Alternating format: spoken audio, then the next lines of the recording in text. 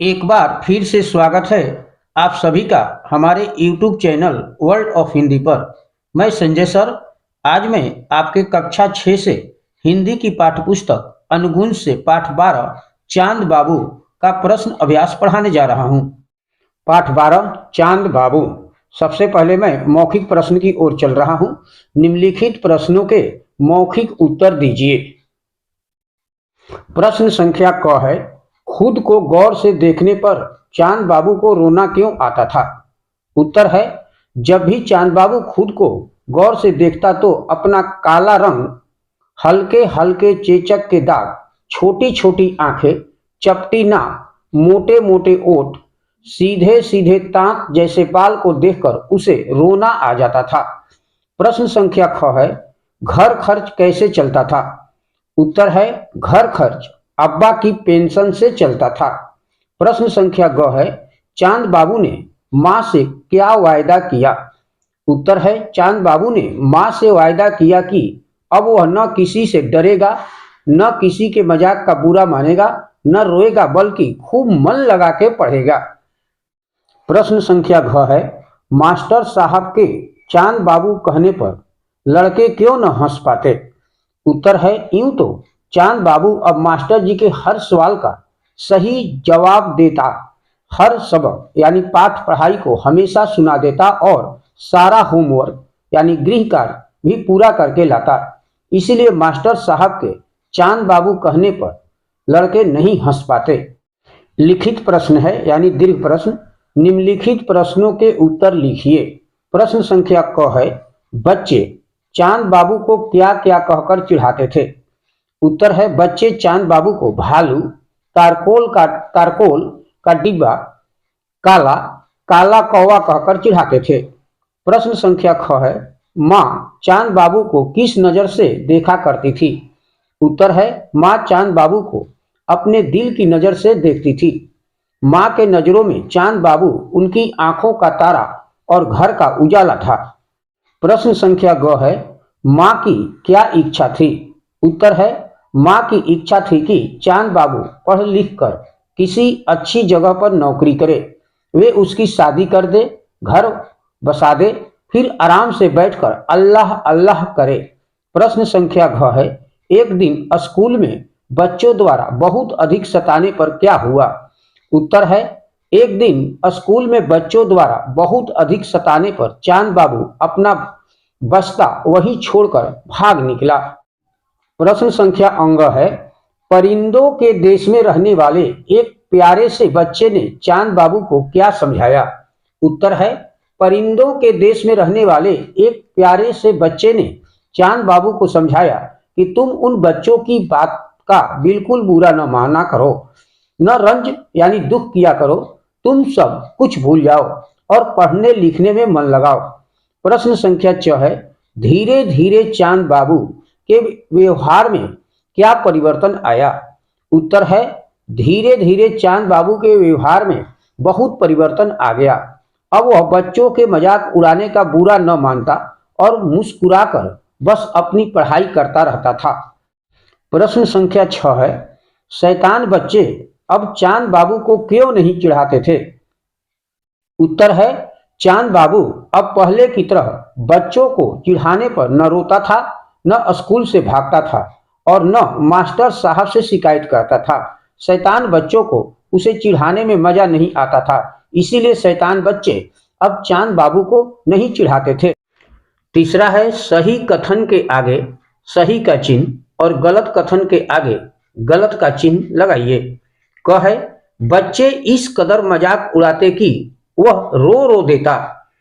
बिल्कुल सही है, बच्चे इस कदर मजाक उड़ाते थे कि चांद बाबू रो रो देता था। ख है, उसके अब्बा उसे बहुत समझाते थे। जी नहीं, उसके अब्बा उसे बहुत नहीं समझाते थे, बिल्कुल गलत है। ग है, घर में चांद बाबू पालतू बिल्ली के साथ खेलता। जी नहीं, घर में चांद बाबू पालतू बिल्ली के साथ नहीं खेलता था। घ है, चांद बाबू स्कूल से बहुत दूर एक बगीचे में बैठ गया। जी हाँ, चांद बाबू स्कूल से बहुत दूर एक बगीचे में बैठ गया। बिल्कुल सही है। अंग है मास्टर साहब चांद की पीठ ठोकते। जी हाँ, मास्टर साहब चांद की पीठ ठोकते थे। बिल्कुल सही है। च है चांद बाबू का असली नाम नौशाद अली था। जी हाँ, चांद बाबू का असली नाम नौशाद अली था। बिल्कुल सही है। छ है परिंदों के देश में पहले पहल चांद बाबू दुखी और परेशान हो गए।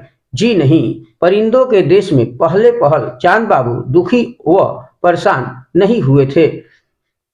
जो है गुलमोहर के पेड़ की छाया में चांद बाबू सो गया था। जी हाँ, गुलमोहर के पेड़ की छाया में चांद बाबू सो गया था।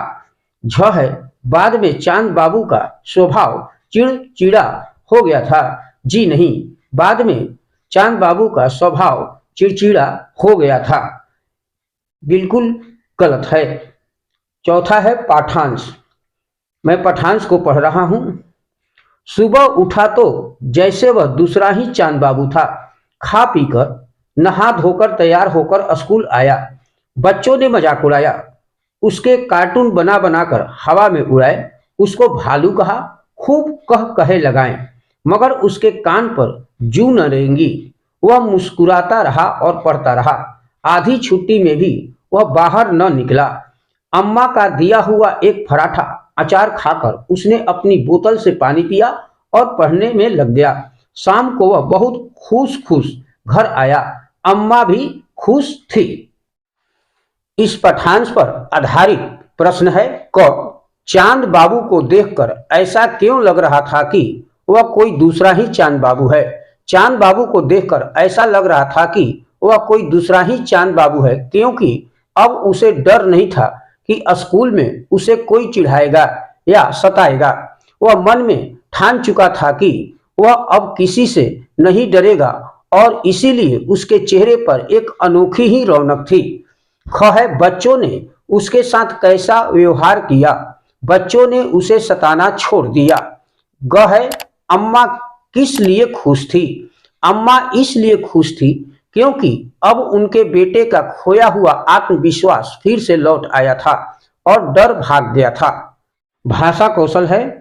पहला है निम्नलिखित वाक्यों में दिए गए मुहावरों का सही प्रयोग कीजिए। यहाँ मुहावरे दिया गया है, जैसे आंखों का तारा, ठोकरे खाना, कान पर जू न रेंगना, पीठ ठोकना, फूला न समाना, अपना सा मुंह लेकर बैठ जाना।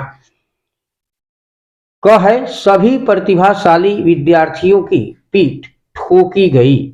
ख तुम उसे चाहे कितना भी समझा लो पर उसके कान पर जू नहीं रेंगती। ग है जब दीदी की उत्साह से दी गई सलाह पर किसी ने भी ध्यान न दिया तो वह अपना सा मुंह लेकर बैठ गई। घ है श्री कृष्ण अपनी माँ की आंखों के तारे हैं। अंग है नौकरी पाने के लिए वह 10वीं पास धीरज जगह जगह ठोकरे खा रहा है। च है मनपसंद उपहार पाकर रोहन तो फूला न समाया। दूसरा है उर्दू शब्दों के हिंदी पर्याय लिखिए। मैं यहाँ लिख दिया हूँ। ख्वाहिश यानी इच्छा, दरखत यानी पेड़, फिकर चिंता, फायदा लाभ, फौरन तुरंत, शहजादा राजकुमार, ख्वाब सपना, वायदा वचन वादा। दिए गए वाक्यों की क्रियाएं रेखांकित कीजिए और लिखिए कि वे सकर्मक है या अकर्मक। मैं यहाँ कर दिया हूँ।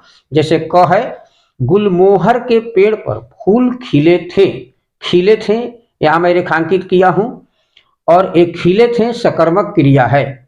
ख है चांद बाबू ने अचार पराठा खाया, इसमें खाया सकर्मक क्रिया है। ग है सब बच्चे उस पर हंसते अकर्मक क्रिया है। घ है चांद बाबू उनके साथ दौड़ने लगा अकर्मक क्रिया है। अंग है अब्बा को पेंशन मिलती थी सकर्मक क्रिया है। च है वह किसी से नहीं डरेगा अकर्मक क्रिया है। चौथा है विशेषण लिखिए। क है जो बच्चे चांद बाबू को चिढ़ाने के लिए कहते काला काला चांद बाबू। ख है जो अम्मा चांद बाबू के लिए कहती घर का उजाला।